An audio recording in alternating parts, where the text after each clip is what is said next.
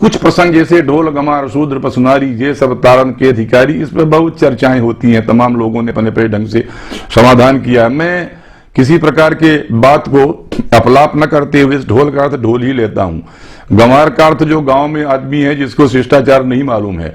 शूद्र का मतलब ये होता है कि जो सेवा करता है, पढ़ा लिखा नहीं होता है, केवल सेवा करता रहता है। और पशु तो जानते ही हैं सब, और नारी भी सब जानते हैं। ढोलक को पीटने से कभी समाज में आदर नहीं मिल सकता है। जब तक उसको 6 मात्रा 8 मात्रा नहीं बजाया जाएगा तब तक वो कभी कोई ताल नहीं निकालेगा, और ताल नहीं निकालेगा तो उसका सम्मान नहीं होगा। इसलिए ये समुद्र ने कहा है, और समुद्र ने कहा मैं बहुत जड़ हूं, मूर्ख हूं, और उसने अपने लिए कहा है। तो समुद्र ने जो बात कही है वो तुलसी की बात नहीं होगी। तुलसी को कभी को रचना करने के समय बार बार मरना पड़ता है। जब राम की बात आएगी तो राम, सीता की बात आएगी सीता के स्तर से कहता है, कभी लक्ष्मण की बात आती है तो उनके स्तर से कहता है, हनुमान की, सुग्रीव की, विभीषण के स्तर से सब बातें कही जाती हैं।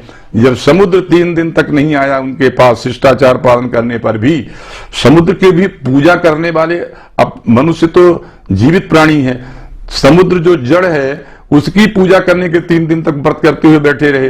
जब देखा कि इसको नहीं समझ में आता है, कादर मन का एक अधारा, दैव दैव आरसी पुकारा, तब धनुष बाण चढ़ाया कि भाई ठीक है बाहुबल देख लो। पहले तो उन्होंने शिष्टाचार का पालन किया, इसके बाद कहा कि पुरुषार्थ का पालन करना पड़ेगा। तब समुद्र आया, फिर उसने स्वयं कहा है कि मैं तो जड़ मूर्ख हूं। तो मैं, और उदाहरण में उसने कहा है कि जैसे ढोल है, जब तक अनुशासन न करे उसको, और बोल हैं धा धी ना तिट कत गद गन, ये सब बोल हैं, अगर इनमें नहीं बजाओगे ढोलक को तो ढोलक नहीं बजेगा और उसका सम्मान नहीं होगा और ताल नहीं बनेंगे। इसलिए कहा कि अनुशासन में ही उसमें मारना पड़ेगा, घात करना पड़ेगा। गमार, गमार गांव में वो लोग होते हैं जिनको शिष्टाचार नहीं मालूम है, उच्च समाज शिष्ट समाज में नहीं रहे हैं। उनको शिष्ट समाज में लाने के लिए उनको शिक्षित करना, उनको शिष्टाचार सिखाना, उनको समाज की क्या परंपरा है इसकी शिक्षा देना, अपने से उन्हीं सीखेंगे उनको, तब जब तक सिखाया नहीं जाएगा। तो जब तक उनको अनुशासन, विद्यार्थी भी कक्षा में जाता है उसको अनुशासन में रहना पड़ता है, अनुशासन में नहीं रहे, खिलाड़ी का मैदान में जाता है उसको अनुशासित रहना पड़ता है। अनुशासन अगर कहीं नहीं रहेगा तो हमारी व्यवस्थाएं भंग हो जाएगी। आजकल मैनेजमेंट की अलग क्लास हो रही है इसीलिए, अनुशासन के लिए ही, कि जिस प्रकार से अनुशासित होगा, और अनुशासन और शासन दोनों एक साथ हैं। शासन के बिना समाज में व्यवस्था नहीं चलती, कोई तंत्र नहीं चलता है। तो अनुशासित करने से, गंवार भी है उसको अनुशासित करते हैं तो छोटे से क्षुद्र स्थान से आकर के भी बड़े स्थान पर पहुंचता है, उसका सम्मान मिलता है। जो अनुशासित होता है गंवार भी, वो सम्मान पाता है, और समाज में ऐसे लोग देखे जाते हैं। शूद्र की बात कर रहे हैं, अरे शूद्र केवल सेवा करता है, दूसरा काम नहीं करता। तो सेवा किस समय क्या आवश्यकता है, जहां सेवा करता है उसको मालूम होता है। तो अगर वो निर्देश नहीं देगा तो सेवा कैसे करेगा।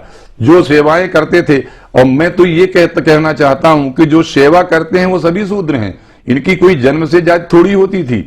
जैसे पैर जो होता सदैव सेवा करता है, आपके पैर में कोई चीज हाथ में लग जाए तत्काल हाथ वहां पहुंच जाएगा, छतरी पहुंचेगा रक्षा करने के लिए उसका। और सबसे पहले पैर में लगी हुई जो कोई पीड़ा है वो दिमाग, अर्थात पहले ब्राह्मण को सूचना मिलेगी, छतरी उसकी मदद करने के जाएगा। तो हमारे शरीर में ही सब कुछ है ये ना। तो शूद्र ऐसा कहा करके, शूद्रों के लिए तो ऐसा लिखा हुआ है कि बोधायन स्मृति में तो लिखा है कि जो चरणम पवित्रम पिततम पुराणम, चरण ही सबसे अधिक पवित्र है। इसलिए सबकी पूजा सिर की नहीं होती है, चरण की पूजा होती है, चरण ही वंदनीय है। आप देखो भगवान जब छोटे रहते हैं तो उसी चरण को मुंह में डालते हैं, हाथ को मुंह में नहीं डालते हैं। चरण जिसको शूद्र कहते हैं वो भगवान मुंह में डालते हैं, हाथ से पकड़ के डालते हैं, छत्ती से पकड़वाते हैं, मुंह में डालते हैं, चूसते हैं। बड़े बड़े श्लोक बने हुए हैं, वो नहीं कहना चाहता हूं। मेरे कहने का मतलब ये, समाज के ये 4 तत्व हैं, जिन 4 तत्वों के द्वारा ब्राह्मण ब्रह्म के लिए, क्षत्रिय कोई धर्म से अपने कर्म से अगर पतित होता है तो उसको रोकने के लिए उसको उठा करके छतात्कृत्रायतित्वदग्रह छत्रस्य शब्दो भुवन ये सुरूढ़ा, जो अपने धर्म से नीचे गिरता है, जो अपने कर्म को छोड़ता है, उसको जो उठा करके उसके कर्म में लगा दे, उसके धर्म में लगा दे, वो क्षत्रिय होता है। वैश्य वो होता है जो व्यापार के द्वारा अब समाज का पोषण करता रहे, समाज की आवश्यकता की वस्तुओं को, इसी प्रकार शूद्र वो होता है जो सबके लिए जो आवश्यक है वो करता रहे। तो अब इसको ये कहना कि शूद्र लिख करके बड़ा अपमान कर दिया है। उन दिनों शूद्रों की स्थिति ये नहीं थी, बहुत ऐसे चौपाइयां ढूंढ ढूंढ के लोगों ने लिखा है। और कहते हैं पशु, अब आप देख लो पशु को बांधना पड़ेगा कि नहीं। पशु का नाम पाश माने होता है गिराइन, फांसी नहीं, बंधन। बंधन से जिसको बांधा जाए उसी को पशु कहते हैं। एक तरफ से मरने और जीने का बंधन हम में रहता है तो हम भी पशु ही कहलाते हैं, और पशु जीव को भी कहते हैं। पाशुपत जो हमारा सिद्धांत है उसमें पशु जीव को कहा गया है।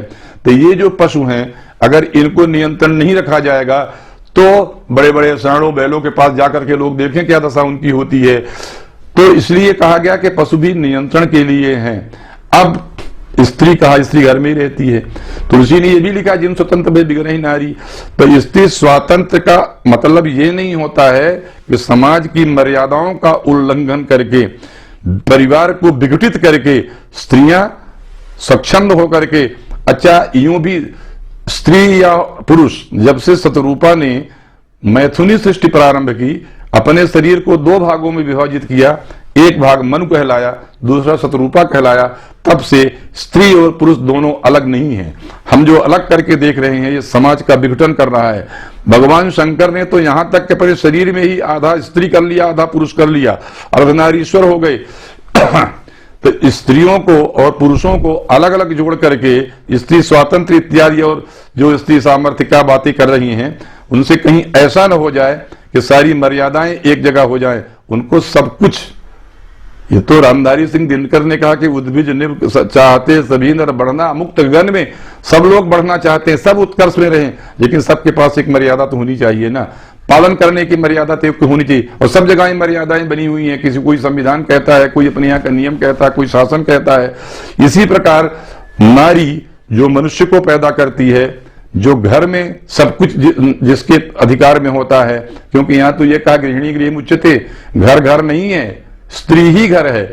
उसके आने के बाद ही घर बनता है, घर बसता है, घर जोड़ती है, घर में पैदा हुए लड़कों को संस्कार देती है, बढ़ाती है, उनको देश का नागरिक बनाती है, राष्ट्रीय स्तर पर उनको ले जाती है।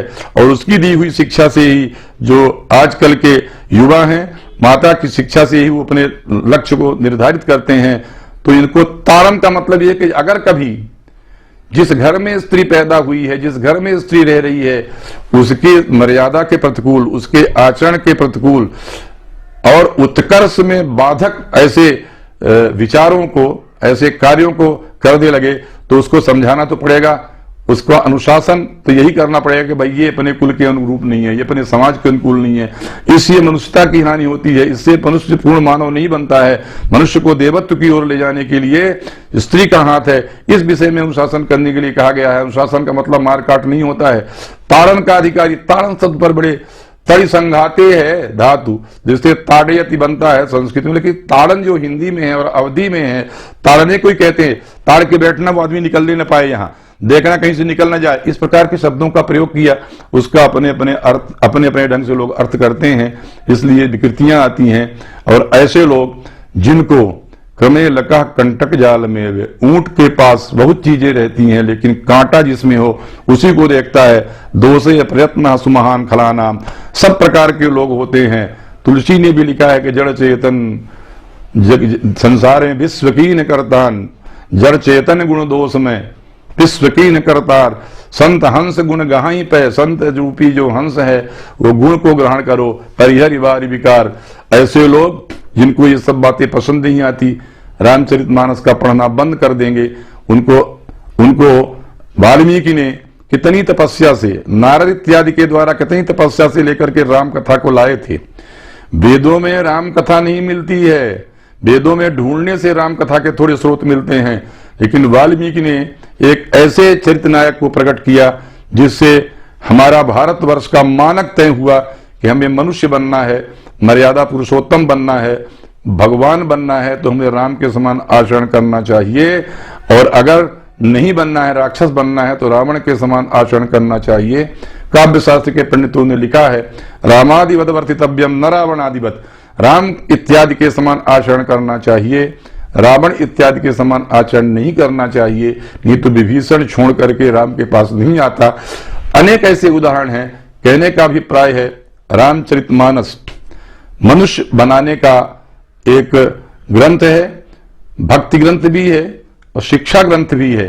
अनेक अनेक बातें हैं मानस पर, तो अनेक विषयों को लेकर के एक एक सामाजिक समरसता इत्यादि को ले तुलसी कहता है हमलक हमाई हमार अलख, हम हमार के बीच तुलसी अलकई कालक है, राम नाम जप नीच। वो दोहावली में इतनी कठोर व्यंजनाएं करते हैं जिनको वो लोग नहीं पढ़ते हैं। कहते हैं चतुराई चूल्हे पड़े भाड़े पड़े अचार, जे जन सगे न राम के चारों वर्ण चमार।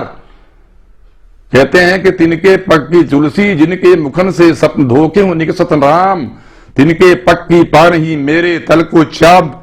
ऐसे तुलसी पर यह आरोप लगाती है। तुलसी के जीवन में कुछ नहीं था।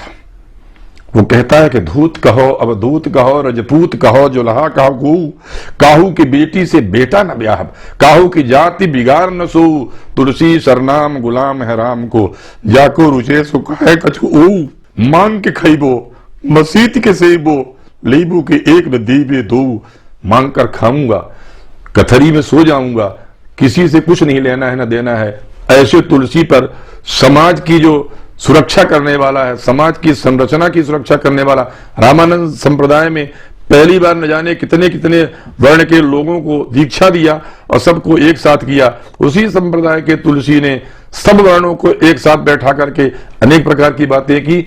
बहुत विस्तार होगा, इसलिए मैं अब इस विषय को यहीं समाप्त करता हूं।